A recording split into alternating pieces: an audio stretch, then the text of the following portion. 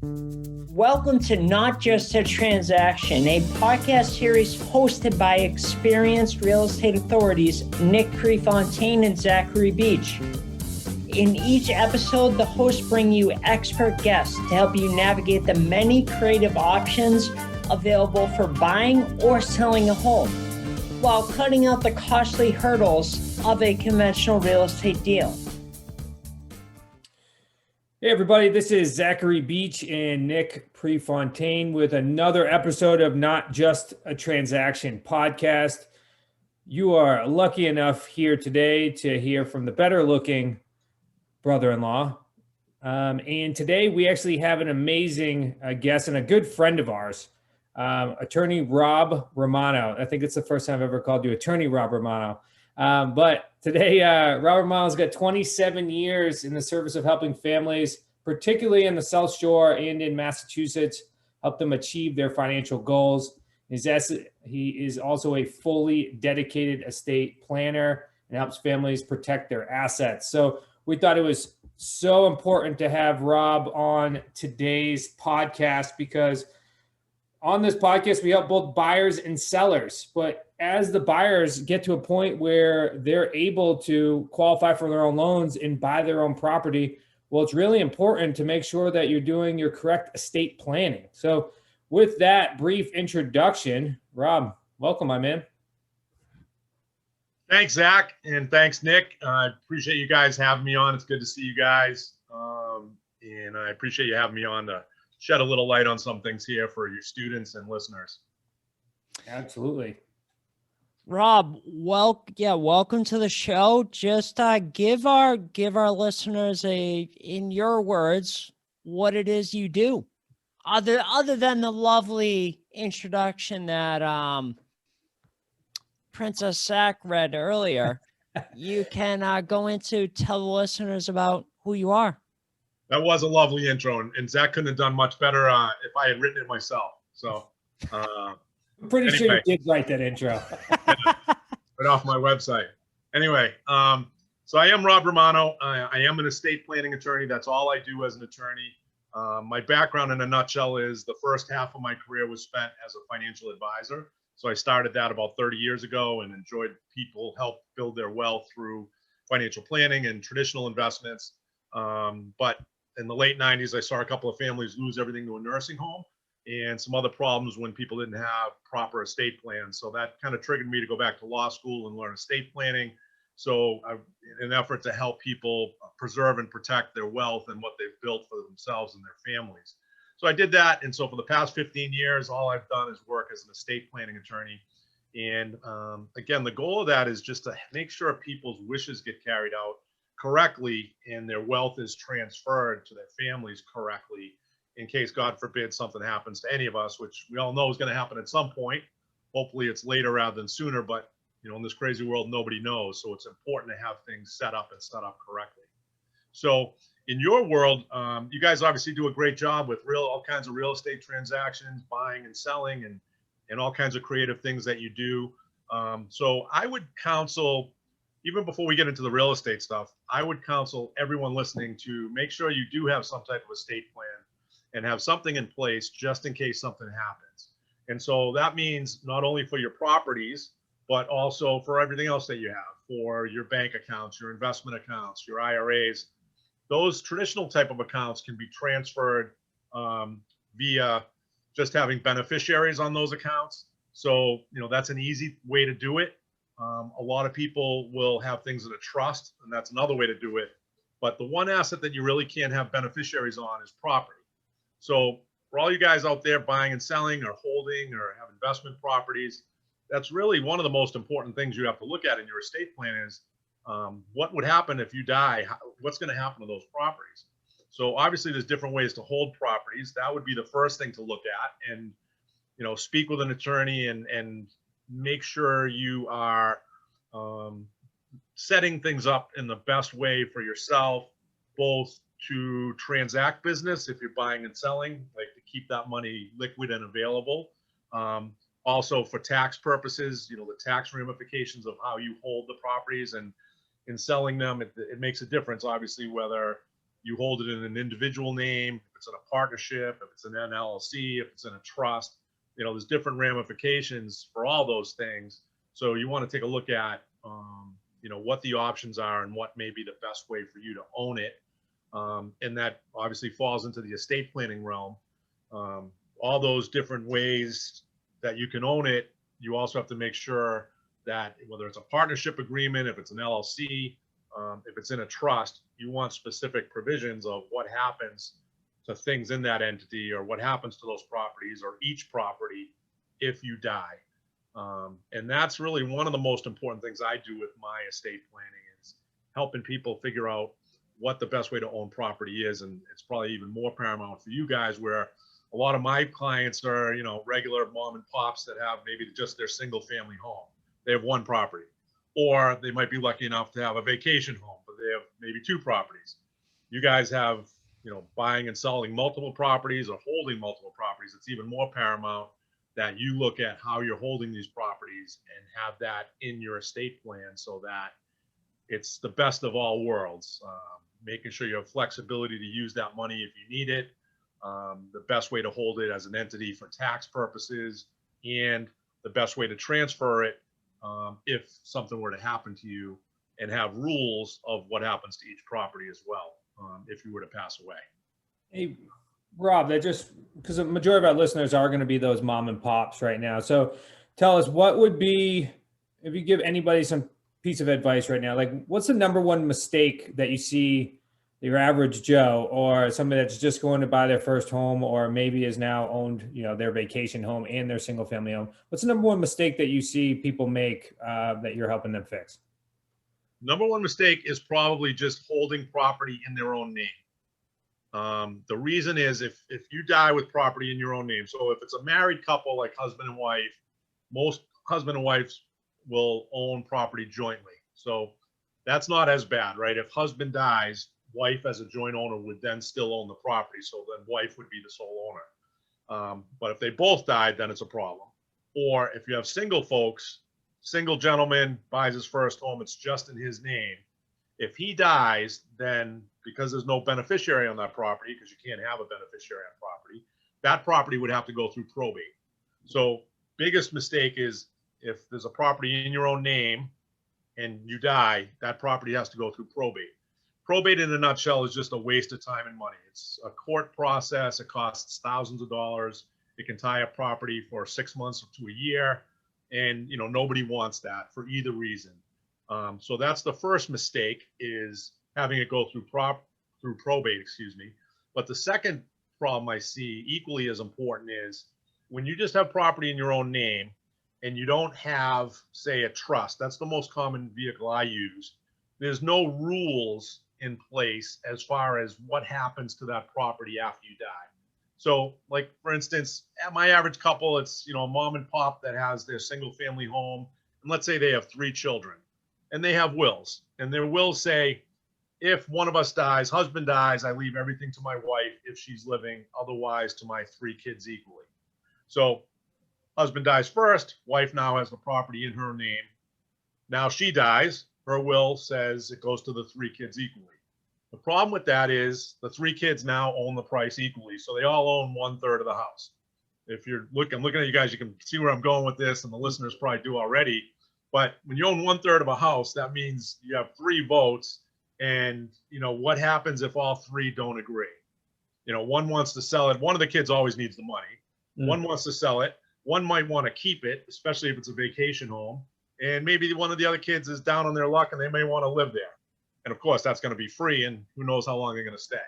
So all kinds of problems can develop in that situation. So the way I solve that is I set up a trust, and in the trust, you can make rules. So same family, put the house in the trust, and the trust says, the trust is really, people get confused by the trust. The trust is really your own written rule book. It's just a bunch of rules of, this is what happens while I'm living. This is what happens if I get sick. This is what happens after I die. Basically telling your family how things are going to go. And then those rules have to be carried out by law. So these parents would say, after we're both gone, children, this is what you're going to do with the property. And then they can say in the trust, the property will just be sold. for instance, and then the money will be split 3 ways. So now the kids can't argue about it. It's already done. The parents laid down the law in the trust. Or if they want to be a little more flexible, they can say the kids can all vote on what they want to do with the property. And they can do whatever they want with it. They can keep it, rent it, sell it, live there, share it, whatever they want to do. But I always put the caveat in, key phrase. Most attorneys don't do this, but I always do. And it says, at the end of that rule, so long as they all agree. So if all 3 kids are on the same page, then great, they can work it out on their own. But then I say, okay, rule 2. If the kids don't all agree, we as parents don't want you fighting. So we're going to break the problem. We're going to solve the problem, even though we're not here anymore. We're still parents breaking up the kids fighting. And so rule 2 usually says something like, if you don't agree, then the property will be sold. If one or more of the kids want it, they can have the first right of refusal to buy out the other kids. And if nobody wants it or whatever, if they can't do it that way or they don't want to do it that way, then it will be sold on the open market. So I always do that, and it basically prevents the kids from fighting, essentially, because kids can't get mad at each other because it's mom and dad's rules. And they've already passed on. So what are they going to do? Curse their parents in the grave? Yeah. So you lead me right into my favorite joke of the classes I teach, Nick. So I say, if the kids aren't happy with your rules, mom and dad, guess what? You're not here. You don't have to listen to them for a change. I don't know if you guys can all see me on the podcast, but I'm covering my ears because obviously you died. You're not here. So the kids aren't happy with your rules. You don't have to listen to it. But it's not always the most pleasant thing to talk about, Rob. People passing on, and no one likes to talk about the uncomfortable. But we actually just had one of our original high 6 associates that we work with out in Pennsylvania. He actually just passed away last week. So it's gonna happen to everyone. You can't outrun Father Time, and it's good to set this stuff up. Well, I'm sitting here as a listener, Robin. You're going through this process, and it obviously makes a ton of sense. It's like, okay, like let's not complicate things. Let's write out what we want to happen. Like, why don't you think more people do that?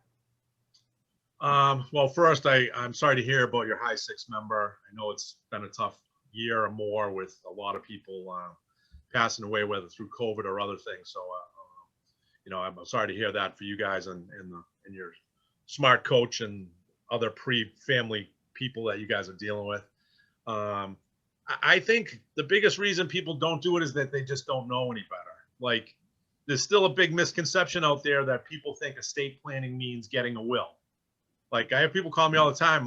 Yeah, Attorney Romano, I got referred to you. I need to have a will. And that's just like, that's what our parents did. That's what our grandparents did is, oh yeah, you need to get a will, for what happens when you die.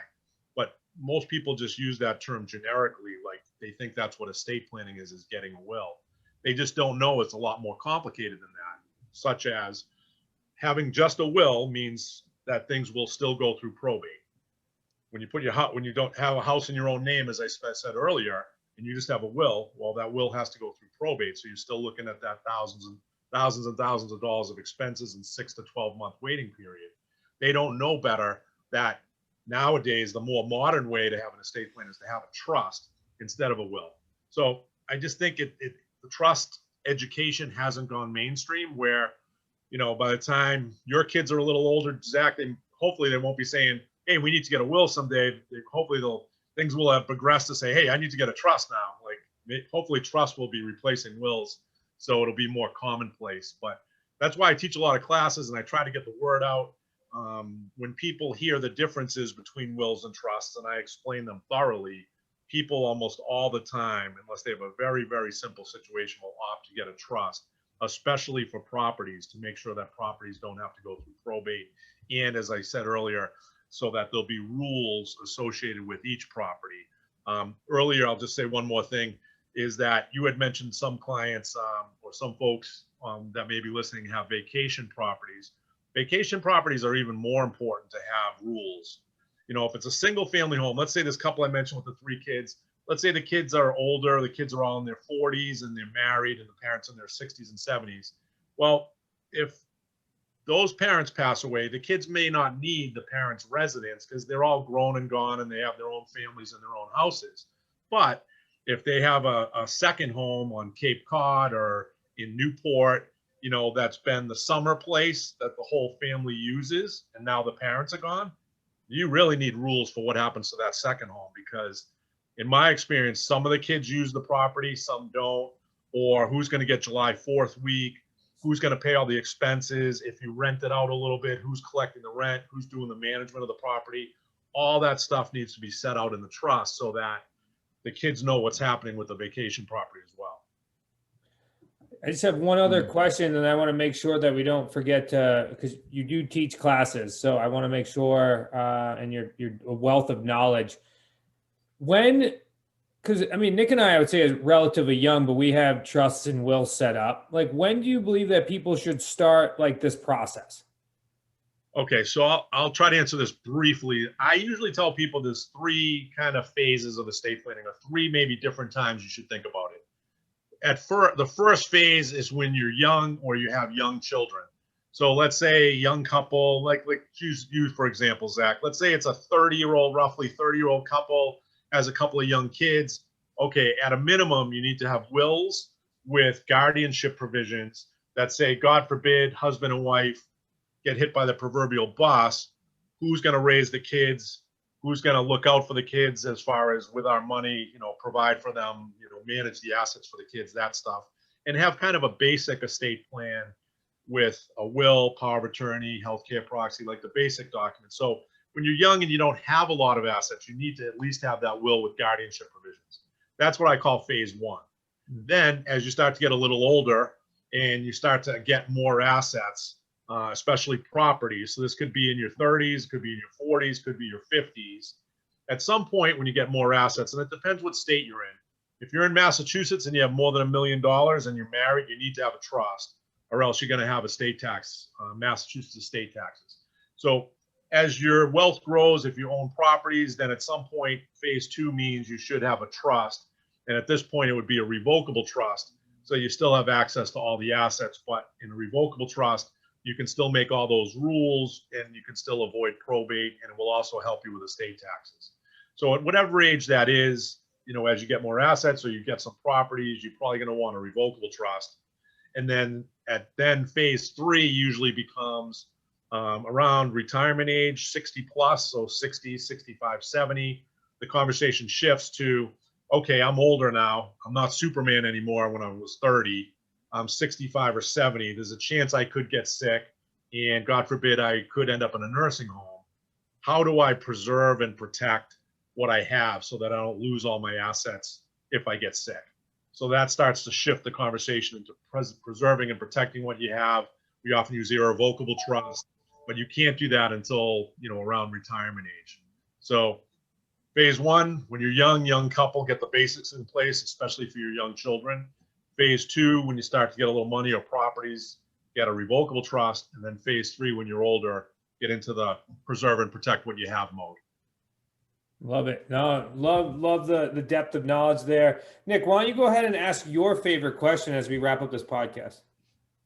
Well, Rob, I can tell you've done this once or twice before. You're very knowledgeable. Actually, I just read a Cliff Notes book at 10:15, but I got a pretty good memory. Yeah, you stayed at a Holiday Inn once? Yeah, and they left the lights on for me too.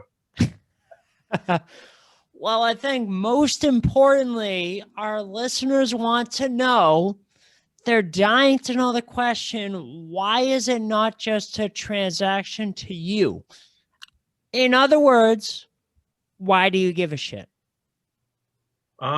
Well, I'll tell you, you know, as I said earlier, I started out in my career about 30 years ago doing financial planning and helping people save for retirement and invest, managing their money and investments. And I thought that was great. You know, I'd get people a great rate of return or put their money in a great investment and they made all this money. But, you know, on the flip side, as I said, in the late 90s, I saw a couple of families lose all their money because they got sick and went to a nursing home and didn't have things protected.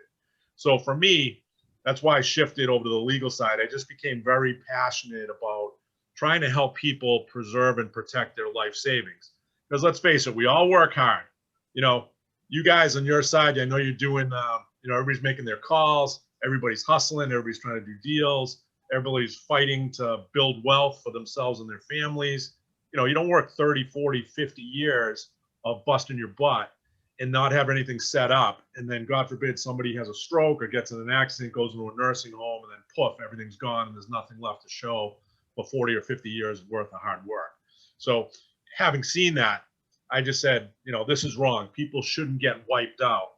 So that's why I shifted over to help people preserve and protect what they have. And that's what I'm all about. So as you can tell, I'm kind of fired up. I'm a little bit passionate about what I do. And I just don't think it's right that people can lose everything to the government or to the nursing home, whether it's to a nursing home or to the government in taxes, when it can be easily avoided just by setting up the right type of estate planning and tax planning. It's just kind of common sense, but not everybody knows they need to do this, or people are so busy working that they don't think of this, especially when they're younger. They think they're young and like, I don't have to worry about dying, but they really should, just as, protecting worst case scenario, having this stuff in place just in case something happens to make sure your family will get most or all of what you've worked hard for. So it's true, Rob, that you were actually blonde before you switched over to this side of the attorney business, and that's why your hair is now red, because you're always fired up. Yeah. As long as you don't call me Heat Miser, we're still friends, Zach. Don't worry, I'll never call you that. But what we can do is make sure that the listeners can get a hold of you, especially if they're in Massachusetts. I know that's who you work with particular. So I want to make sure that they can get a hold of you. And the best way to do so, I believe you told me, was for them to email you at rromano@robertromanolaw.com. We will make sure that that is in the show notes, so that way you can go ahead and reach out to Rob. Rob, it was a pleasure having you on this podcast. And I was thinking through my trust and my will and all of that. So I got some stuff to do now. So thank you. And I appreciate you being on. Yeah, well, it's great to see you guys. Great to see both of you. Please tell the rest of the family I said hello, and thanks for having me. I appreciate it. And as you said, if any of your listeners have a question or want to speak with me, I'm happy to talk to you. And as you said, I'm only licensed in Massachusetts, so unfortunately I can only help Massachusetts residents, but I know that's a lot of your the folks listening. If you are out of state, I'd suggest you contact a local estate planning attorney in your own state. And I do know some in other states, so if you need a referral, you could also reach out to me that way too, but otherwise just find one locally. Well, thank you, Rob. It's always a pleasure to connect with you. And I really think you shared a lot of good information with the listeners today. So stay tuned, everyone, for next week's episode, where we're diving in further into the home buyers and sellers podcast, not just a transaction. Take care, everyone. We'll see you next week. All right. Thanks, guys. Continued success. Thanks for listening to another episode of Not Just a Transaction. If you want to explore selling a home, buying a home, or resources to learn more, go to prepropertysolutions.com.